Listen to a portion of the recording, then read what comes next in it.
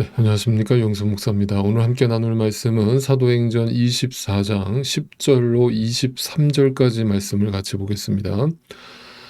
대제사장 아나니아가 고용했던 변호사 더둘로는 부패한 권력 앞에서 온갖 아첨을 하면서 그 간사한 세치혀를 놀려 바울을 폭동을 주도한 정치범이자 종교 사기꾼으로 모함하기 시작했습니다. 오늘 본문의 내용은 그러한 더둘러의 모함에 대한 바울의 자기 변증 내용을 담고 있습니다. 11절입니다. 내가 예루살렘에 예배하러 올라간 지 12틀밖에 되지 않았다는 것은 총독님께서도 곧 아실 수 있습니다. 자, 바울이 갑자기 변론을 시작하면서 가장 먼저 자신이 예루살렘에 온 시간을 밝히고 있는 이유는 이와 같습니다. 이 시간이라고 하는 것은 바울이 3차 선교 여행을 마치고 예루살렘에 오게 된 지 불과 12일이 지났다는 것을 밝힌 것입니다. 12일 동안 바울에겐 참 많은 일들이 일어났습니다. 예루살렘에 오자마자 유대인들에게 둘러싸여서 두들겨 맞을 뻔하였고, 그래서 가까스로 천부장에 의해서 감옥에 갇히게 되었고, 그럼에도 불구하고 그 감옥 바깥에서는 유대인들의 암살단이 조직되어서 바울을 죽이기 위해서 혈안이 되어 있는 사람들이 40여 명이 잠복하고 있는 상황이 반복되었습니다.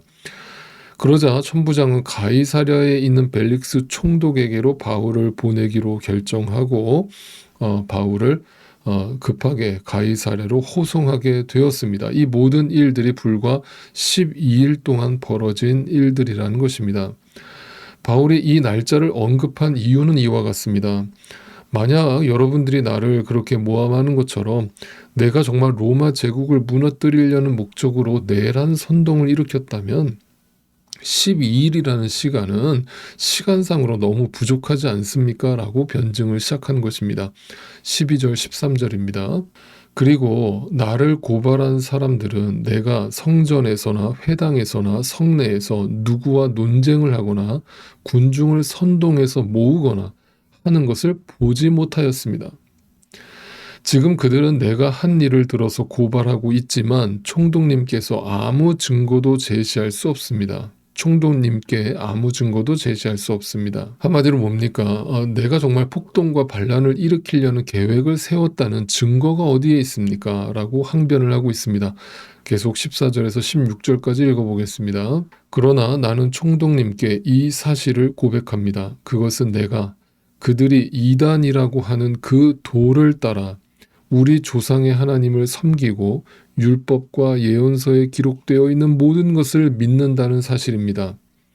그리고 나는 하나님께 소망을 두고 있는데 나를 고발하는 이 사람들도 그 소망이 이루어지기를 고대하고 있습니다. 곧 그것은 의로운 사람들과 불의한 사람들의 부활이 장차 있으리라는 것입니다. 그러므로 나는 언제나 하나님과 사람들 앞에서 거리낌이 없는 양심을 가지려고 힘쓰고 있습니다. 바울은 계속해서 말합니다. 내가 한 것이라고는 하나님의 말씀을 믿고 그 하나님의 말씀에 따라서 예수 그리스도의 죽으심과 부활하심을 전한 것밖에 없습니다. 그리고 자신이 언제나 어디서나 하나님이 주신 그 양심의 거리낌 없이 살기 위해서 애쓰고 있다는 것을 강조하고 있는데, 이것을 자세히 들여다보면 그렇게 자신이 살아가는 이유가 어디에 있느냐? 바로 예수 그리스도의 죽으심과 부활하심에 소망을 두고 있기 때문에 자신은 그렇게 살아가고 있다는 것을 밝히고 있습니다. 17절, 18절을 또 봅니다. 나는 내 결례에게 구제금을 전달하고 하나님께 제물을 바치려고 여러 해 만에 고국에 돌아왔습니다. 그들은 내가 제물을 바치는 절차로 성전에서 정결 예식을 행하는 것을 보았을 뿐이고 내가 작당을 하거나 소동을 일으키는 것을 보지 못하였습니다. 바울이 예루살렘에 오게 된 목적을 설명하고 있죠. 그것은 예루살렘 사람들에게 지금 엄청난 가뭄으로 인해서 배고파하고 있는 이 예루살렘 사람들에게 마케도니아, 저 유럽 땅에 있는 그리스도인들이 십시일반 헌금한 그 구제 헌금을 전달하기 위해서 내가 예루살렘에 방문했습니다. 그런데도 예루살렘 유대인들을 선동해서 자신을 모함하려 한 자들이 바로 아시아로부터 온 그 유대인들, 즉 에베소 지역에서 온 그 유대인들이 자신을 모함하고 있다라고 설명을 하고 있습니다. 그러니까 바울은 법정 앞에서 모든 것을 사실대로 말하고 있습니다. 여기에는 어떤 거짓이나 편집된 증언도 담겨 있지 않습니다. 그러나 반면에 거대한 권력 집단이었던 그 당시 유대교, 그 유대교의 수장이었던 대제사장 아나니아와 당시 최고의 엘리트로 여겨지던 변호사 더둘로를 동원해서 유대인들은 이 바울 한 사람을 놓고 바울을 모함하고 있습니다. 그 이유가 무엇인가?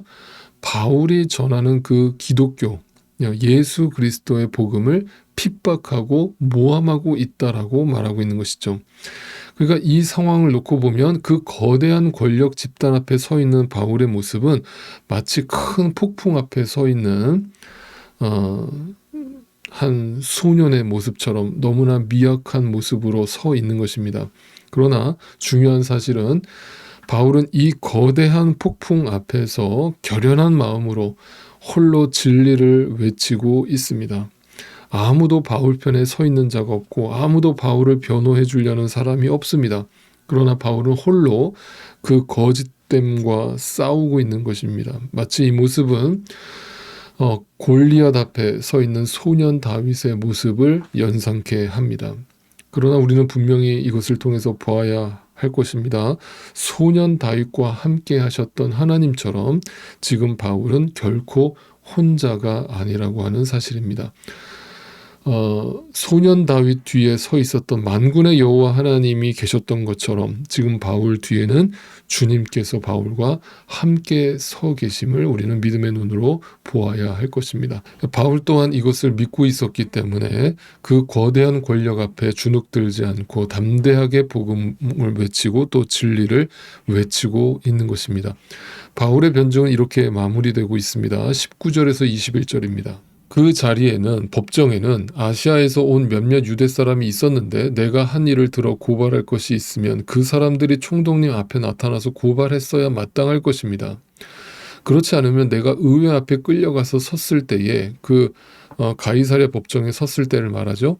이 사람들이 내게서 무슨 잘못을 찾아냈는지 그것을 말하라고 해보십시오. 바울은 논리적으로 최후 진술을 하고 있습니다. 만약 내가 이방인 드로비모를 성전으로 끌어들여서 성전을 모독했다면, 그리고 내가 어떤 정치적인 선동을 했다면 그것을 목격한 사람들이 있을 거 아닙니까? 그러니까 그 목격했다라고 주장하는 그 유대인들을 데려다가 법정에 증인으로 세우십시오라고 증인 출석을 요구하고 있습니다.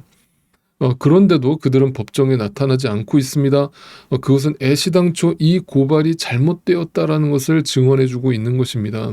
그들은 지금 저 자신을 뭔가 어떤 증거를 확보했기 때문에 저를 고발하고 있는 것이 아니라 단지 내가 예수 그리스도를 전함으로 예수 그리스도의 부활하심을 전함으로 자신들이 믿고 따르는 유대교의 근간을 흔들고 있다라고 생각했기 때문에 그로 인해서 자신들의 기득권을 빼앗으려 하고 있다라고 그들은 믿고 있기 때문에 자신을 모함하고 고발하고 있는 것입니다라고 이 법정은 애시당초 증거 불충분한 그런 고발입니다라고 바울이 논리적으로 항변하고 있는 모습입니다.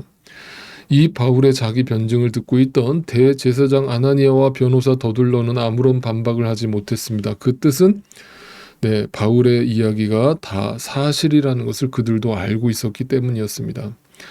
그렇다면 이 총독 벨릭스는 이 바울의 변증을 듣고서 즉시로 로마 시민권자였던 바울에게 무죄를 선고하고 그를 즉시로 석방시켜 주어야 마땅한 상황입니다. 그러나 벨릭스 총독은 그렇게 하지 않았습니다. 22절, 23절입니다. 벨릭스는 그 도와 관련된 일을 자세히 알고 있었으므로, 그 얘기는 뭡니까? 바울은 벨릭스는 바울이 전하는 그 복음에 대한 내용을 자세히 알고 있었다는 거예요. 왜냐하면 이 벨릭스의 부인이 유대인이었습니다. 그리고 그 유대인이었던 부인은 바울이 전하는 기독교에 대해서, 그리스도에 대해서 분명히 알고 있었을 것이라는 거예요. 그리고 천부장 루시아가 내려오거든 당신들의 소송을 처리하겠소라고 말하고서는 이 법정을 연기합니다. 23절, 그리고 백부장에게 명령하여 바울을 지키되 그에게 자유를 주고 그의 친지들이 돌보아 주는 것을 막지 말라고 하였다. 벨릭스는 그 법정에 감도는 이상한 기운을 감지했습니다. 바울이 진실을 말하고 있다는 것과 그에 대해서 아무런 반박을 하지 못하고 있는 그 대제사장 측을 보면서 그에게 무죄를 선고해도 무방하다는 사실을 분명히 알고 있었습니다. 그러나 그 총독 벨릭스는 그 재판을 또 한 번 연기합니다. 그리고서는 예루살렘의 천부장 루시아가 법정에 도착할 때까지 연기하기로 결정합니다. 그리고 백부장에게 바울에게 제한된 자유를 허락하고 그 가족들 면회를 허락하게 됩니다. 여기서 우리는 또다시 이 벨릭스 총독의 의중을 살펴볼 필요가 있습니다. 도대체 왜 그는 이렇게 명백하게 무죄가 드러난, 증거가 불충분한 이 상황을 무죄로서 선고하지 않았는가? 그리고 분명 앞에서 천부장 루시아의 편지를 벨릭스 총독은 읽었습니다. 그 편지 내용이 무엇이었습니까? 바울이 로마 시민권자로서 무죄하다는 것을 증언해주는 편지 내용이었습니다. 그런데도 그 천부장 루시아가 다시 법정에 출두해야 된다라고 명령을 내림으로 시간을 질질 끌고 있는 것입니다. 그 이유가 무엇입니까? 그 이유는 간단합니다. 그는 분명 대제사장 측으로부터 상당한 양의 뇌물을 받아 챙겼기 때문이었습니다. 그 뇌물을 받은 자로서 그들의 반발을 사지 않기 위해서 최대한 그들의 입장에서 판결을 내리려고 애를 쓰고 있는 것이고, 그들한테 불리한 상황이 닥치자 시간을 질질 끌고 있는 것입니다. 이로 인해서 이 판결은 무려 2년 동안이나 질질 끌면서 시간을 허비하게 되는 것입니다. 우리가 지금 바울의 입장이었다면 우리는 그 바울의 감정을 한번 대입해서 생각을 해본다면 지금 상황이 얼마나 답답하고 억울한 상황입니까? 정말 화가 나는 상황입니까? 그러나 다시 말씀드리지만 바울은 이런 상황 속에서도 전혀 억울해하지 않았습니다.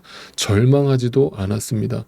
그것은 분명히 하나님께서 자신과 함께하고 계심을 믿었기 때문이고 자신을 신실하게 인도하고 계시다는 사실을 믿었기 때문이며, 또한 중요한 사실은 사람들은 자신의 진실을 알아주지 않는다 할지라도, 거대한 권력으로 자신의 진실을 은폐하고 덮으려 한다 할지라도 하나님만큼은 자신의 진실함을 알고 계시다는 사실을 믿고 있었기 때문입니다.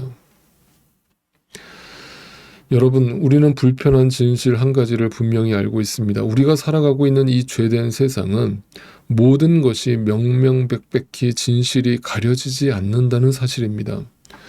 분명 지금 이 순간에도 이 세상 어디인가에서는 억울한 죽음이 존재하고 억울한 판결이 존재합니다.